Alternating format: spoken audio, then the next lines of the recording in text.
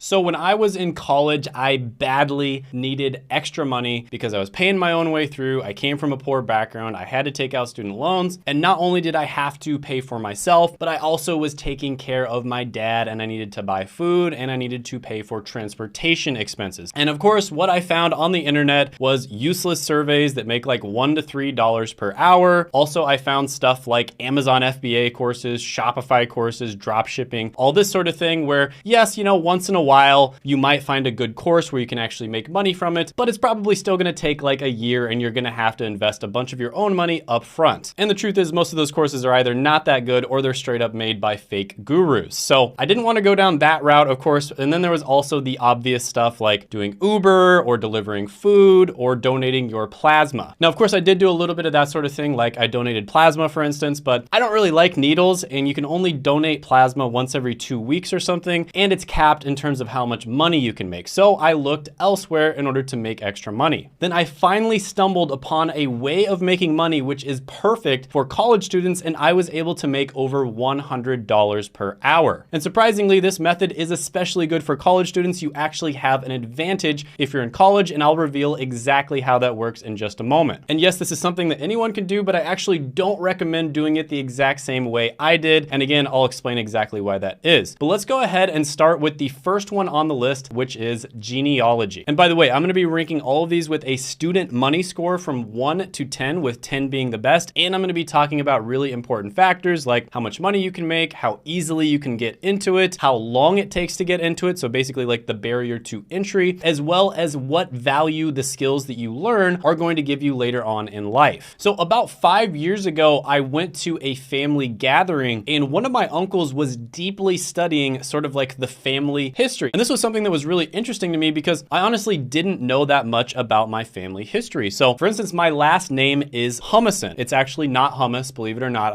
That's just my nickname here on the channel. It's Humison, which means son of hummus. So I always thought that I was sort of like a Viking ancestor because that's very common with people of Scandinavian descent, right? So son of Peter is Peterson, Johnson, etc. But what I found out is apparently some of my Viking ancestors actually went to Scotland and decided to settle there. And all of this was found out by my uncle, who did extensive research on this sort of thing, and he hired a bunch of people to help him. And the people that he hired were genealogists. And believe it or not, it's actually not all that hard to get into genealogy. So for instance, these types of jobs can be found on different freelancing sites like Upwork or Fiverr. And oftentimes you might even get hired by somebody to investigate their family. And in some cases, if you're already in a family where there's a lot of people who are interested in this, they may fund your investigation. Now, if you look at Glassdoor, genealogists make about $80,000 on average, which is really good. And this is something that you can actually do part-time while you're still in school. And many of the requests that you get when it comes to genealogy are going to be incredibly simple. It's basically just looking people up on a website. Now, some of the requests are going to require a lot more investigative skill and a lot more time. And in those cases, you'll probably make a lot more money. But yeah, this is actually a really good one, and I'm going to give it an 8 out of 10 money score. Next on the list is going to be tutoring. And this is one where when I was in college, I actually started doing this. So when I was in college, I wanted to become a pharmacist. And in order to get into pharmacy school, I had to take this test called the PCAT. That's the Pharmacy College Admissions Test. Now, I ended up studying extremely hard for this test. I also did a ton of research to figure out what the best resources out there were, because to be honest with you, a lot of the resources that most people were studying turned out to not be very good. So I ended up taking the test. I scored extremely well on it. I almost had a perfect score. And my study partners that I was studying with told a bunch of other people about my score. And all of a sudden, I started getting hit up by a bunch of people who wanted me to tell them how I scored so well on the test. So the first few people I went ahead, I told them everything I knew for free. But it got to the point where there were so many people asking for my time that I started charging money. And at first I wasn't charging all that much money at all, $30 an hour, something like that. But then as more and more people asked me, I started charging more and more money. And eventually it got to the point where I was charging over $100 an hour. I believe the best that it ever got was about $180 an hour I was making. And all of this was because I scored really well on a super random niche test. Now, how does this apply to you? Well, if you have taken a test like the ACT, SAT, and you scored well, this could be really good for you. But how about AP tests or IB tests in high school, right? So let's say you took the AP chemistry test or something like that, and you scored really well on it. That's something you could tutor people for. Or let's say you got into a college that a bunch of people want to get into. That's another thing you could tutor people for. Or let's say you're taking the MCAT or the LSAT because you want to get into medical school or law school, that's also something you could tutor people for. And also, if you're good at a subject that most people aren't good at, like mathematics or organic chemistry, again, that's something you could charge a lot of money for. And let's say you're not good at any of that stuff, at the very least, you can tutor people in English, because I assume that you are listening to this, you can understand English, and you can get paid pretty good money for that as well. So yeah, tutoring is a phenomenal way to make money in college, maybe the best possible way. You can make money right off the bat doing this. This gets a 10 out of 10 money score. Next on the list is going to be an online influencer. And this is one that I see around on YouTube quite a bit, of course. And of course, this is something where I started it myself. The first video that I ever uploaded to YouTube was all the way back in like 2010. And I played this game called RuneScape. Now, a lot of people might know RuneScape. I was really into it for many years. I probably wasted a lot of time on it, but there's also a lot of good memories I had there. But yeah, I would PK people on RuneScape, which is basically where you fight other people, and then I would upload those videos to YouTube. Now, I never planned on becoming like a famous YouTuber or anything like that. I basically just did it for fun and to be able to show my friends some of my best PKs. And I didn't start making any real money on YouTube until about 2020, right? So this is something that I did for a hobby. I also watched like thousands of hours of YouTube, and then eventually I started doing it myself and I ended up making money from it. Now, one thing that I will say is there has never been an easier time to become an online influencer. It is much easier now than it was 5 years ago, for instance. And there's also never been an easier time to actually make money as an online influencer. Most of the time, in like 2015, for instance, people who uploaded videos, even the ones who were extremely popular, were not making enough money to actually quit their job and do it full time. But now it's actually quite easy for you to do this comparatively. But with that being said, this is not something that you can do very easily. But there are going to be some people watching this video that are in a position where they would be able to grow relatively fast. And let me tell you who those types of people would be. So I've seen a lot of people who, for instance, go to Ivy League universities, leverage the fact that they got into an Ivy League university to grow their channels extremely quickly. So for instance, let's say you're watching this and you're going to Yale, Harvard, Princeton, etc. You can go out and interview people from Harvard and upload those videos on YouTube, do some pretty good editing, and there's a very good chance your video is going to get a lot of views. Another thing you can do is talk about how you were able to get into an Ivy League or prestigious university. You can also do like a day in the life of a Harvard student or something along those lines. Same thing goes if you're a medical student or a law student at a prestigious university. And same thing goes if you're watching this and you're like a doctor or something like that. It's actually extremely easy for you to grow a channel if you do it in the right niche and you're in the right situation. But yeah, I have to be honest with you, this is one where you're probably not going to be able to make money right away. So for that reason, I'll give this one a 6 out of 10 money score. One where you can make money right away though is content writing, and that's the next one on the list. Now, one thing I want to say about content writing is, in my opinion, all good content online, whether it's video, podcast, audio, etc., comes from good content writing. That's right. I hate to burst your bubble. I hate to tell you that Santa's not real, but most of the videos that you watch online are relatively planned out. You know, I have a script right here for this video, for instance. Mr. Beast probably scripts like 99% of the stuff that happens in his videos. And in order to do that, you have to have a team of content writers. Now, it's very difficult to find people that are able to write scripts for YouTube videos because it's such a niche skill. It's different than any other type of writing, and there's some specific things you need to know in order to be successful with it. But it's not just YouTube. You can write blog posts, articles, you can write for a newsletter, for instance. There's all kinds of other ways that you can do content writing. Now, there are a ton of testimonials from people who make full-time living from content writing on Reddit. I'll have some of them pop up on the screen. You can pause the video if you want to check them out. But this one is great because you can make money pretty much right away. You can do it in a job, like work for a website. You can do it as a freelancer. And then down the line, once you learn these skills, this is going to help you start a successful online content business. So this one, I'm going to give a 9 out of 10 money score. Next, let's talk about graphic design. And the story I have for this one is a few months ago, I met a big YouTuber and I was picking his brain on how he made thumbnails. And he told me that he makes something like 8 to 10 thumbnails for each video, right? He makes like 8 to 10 thumbnails and then he picks one of them for the video. And then, you know, sometimes he might switch it out if the video is not performing well. But this is how important thumbnails are on YouTube. And who creates thumbnails? Well, graphic designers do, of course. Now, graphic design is something where you need to niche down, right? You can't just be a generalist. You want to be a specialist and do something like thumbnail creation, for instance. And for the example of thumbnail creation, a thumbnail can literally make or break your video, right? So someone like Mr. Beast, for instance, if his thumbnail has like, I'm just gonna make this up, but like an 8% click-through rate versus like an 8.5% click-through rate might be the difference between getting 10 million views and 100 million views. And the reason for that is because Mr. Beast is competing with all of the other challenge channels who might have a slightly better thumbnail. So if you can make the thumbnail just like 5 or 10% better, get 5 or 10% more people to click on it, that is the kind of difference that you can have. But with that being said, this is one of those skills that does take a long time to learn and master. This is not something you're gonna get good at in a month or 2 months or 3 months. It's probably gonna take you 6 months at least to get really good at thumbnail creation. So for that reason, I'm gonna give this one a 4 out of 10 money score. Next, let's talk about digital marketing. And this is one that I talk about quite a bit on this channel because it's such a good career path for people to go down. And it's especially good for people when they are young. So I have literally interviewed like dozens of people at this point on the channel who have been able to get digital marketing jobs without the need for a college degree or previous experience. One of them was James, who was able to land a job as a 16-year-old. And of course, there are a bunch of different digital marketing niches that you can go down. So some of the biggest ones are gonna be SEO, which is search engine optimization. There's also pay-per-click, there's copywriting, etc. And this is one of those skills where it can be really good as a side hustle, can be really good in freelance, and it can be really good to get a full-time job. And the thing about marketing, and specifically digital marketing, is they tend to target younger people. And so people that are young tend to have a better idea of what type of content, what type of creative is going to appeal to people from their generation. And so younger people do tend to be a little bit better at digital marketing, and that gives them an advantage. So yeah, this one is phenomenal. I'm gonna give it a 10 out of 10 money score. Now, before I go to the next one of the things I wanna let you know is if you know a friend or a family member that is maybe going down the wrong career path, they're getting like a useless degree, something like that, or they're just confused about what to do in life, or they have no idea what they wanna do, definitely share this video with them. And the reason I say that is because I was talking to a YouTube specialist the other day, and they told me that my channel has a weirdly large amount of people who share my videos in places like WhatsApp or Facebook Messenger. And I think that's really cool because this is kind of like a grassroots movement. People see videos like this, they see that they're super valuable, I'm actually giving you really good career advice, and they share it with other people. And if you did get this video sent to you by somebody else, go ahead and comment down below and let me know. The next one on the list is going to be an IT help desk specialist. And this is another one where you can get into it extremely quickly. I just did a few interviews on my channel where someone was able to get into it in 14 days and 10 days. And the guy who was able to land this job in 14 days did it without using a computer. That's right. He actually got the job with just an iPad. And one thing I've talked about on this channel quite a bit is the technology industry is probably the best industry that you can possibly work in. I mean, the pay is great, the job satisfaction's great, you can get a remote job easily, the work-life balance is great. I mean, just everything is amazing in the tech industry. And this is probably the easiest way that you can get your foot in the door with your first entry-level job. And then from here, you can move on to all kinds of other jobs. You could move up in IT, you could go to cybersecurity and then software development, and then you could get into tech sales, all kinds of different options. Once you've got your foot in the door in the tech industry, it's very easy for you to move around to other positions. So yeah, IT help desk specialist, awesome career to get into. There are many people who actually do this while they're still in college, and a lot of them end up just going ahead and quitting college because this is just a better option. So I'm gonna give this one a 10 out of 10 money score. Next, let's talk about video editing. And this is a super valuable skill, but I'm gonna preface this by saying that you need to be really good at whatever video editing that you do. So for instance, if you are a specialist and you only edit YouTube videos, you really need to be good, because the truth is, if you're in the United States of America or Britain or Canada watching this, there are many people in other countries that have lower cost of living that are also really good at video editing, right? So business owners out there, are they gonna hire somebody for like, $3 an hour who's really good at video editing, or $30 an hour who's really good at video editing? I mean, which one do you think makes more sense? So if you wanna be competitive, you really need to niche down. Just being a YouTube video editor is not enough. You want to also be what's known as a retention editor. That's somebody who is really good at increasing the retention of a YouTube video. And if you wanna go even further, what I recommend doing is niching down into a particular niche on YouTube. So for instance, you could edit videos for the personal finance niche. Every single niche sort of has their own meta or feel to it. Like there's certain niches where comedy is a good thing, like all the different channels kind of do comedy. There's certain niches where you don't really need to add comedy. So learning the nuances of each of these niches are going to make you more valuable as a video editor. And you could also probably start off on TikTok or Instagram, something like that, doing the more short form stuff. But with that being said, to get really good at this is going to take a ton of practice. This is not something you can do super fast. So for that reason, I'm gonna give this one a 7 out of 10 money score. Next one on the list is going to be web design, also known as UX or UI design. So this is exactly what it sounds like. You're basically going to be designing what a website looks like or what some sort of software product looks like. Now this one is relatively easy to get into. You do not need a college degree to get into web design, but with that being said, it's not going to be super quick. One really good way to sort of dip your toe into this and start your portfolio would be to take one of the Google Professional Certificates. They're like $39 per month. I talk about them in other videos, and they're a great way for you to kind of put your, just dip your toe in without having to spend a bunch of time, effort, and money. So as a web designer, you need to understand the artistic side of things, but you also have to understand the analytical side of things as well. So for instance, you might do split tests where you put the buy button on the left side of the page and then you put the buy button on the right side of the page, and you notice that for whatever reason, when you put it on the left side, 10% more people buy it. And that kind of thing can make a huge difference in a company's bottom line. So although I do really like this job, you can do it freelance, you can get a job.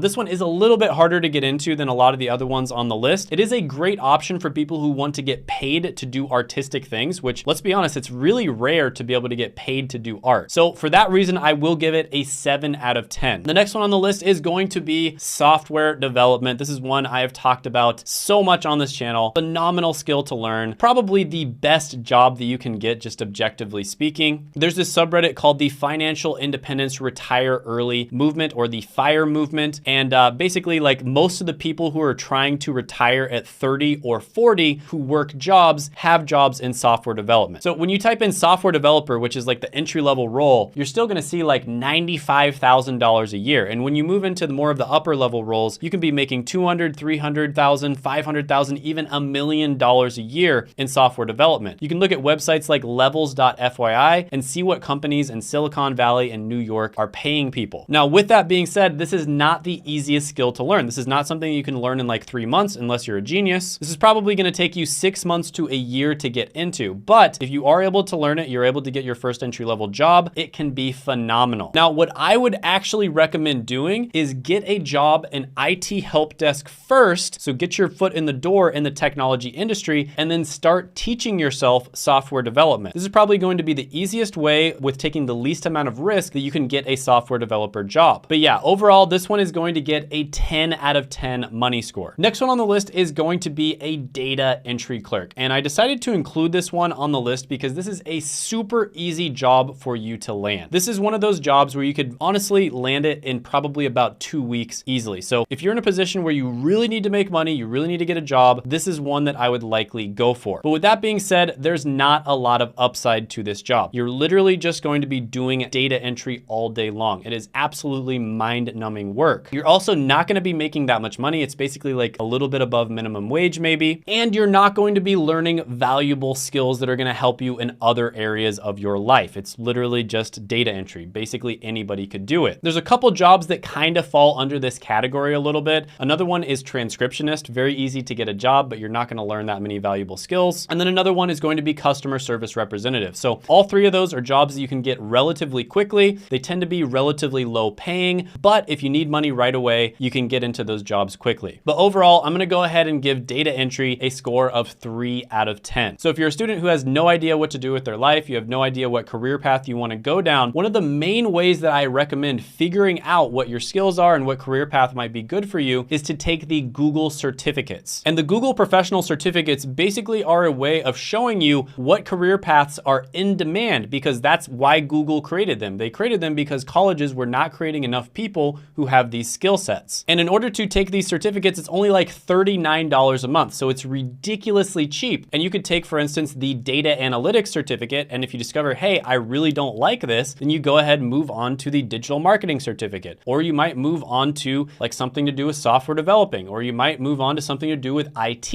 And eventually you're probably going to find something that you actually enjoy and like. And these certificates will look great on your resume. They'll really make you stand out against other students. And I actually made a video on the top 5 Google Professional Certificates, which you can check out right here.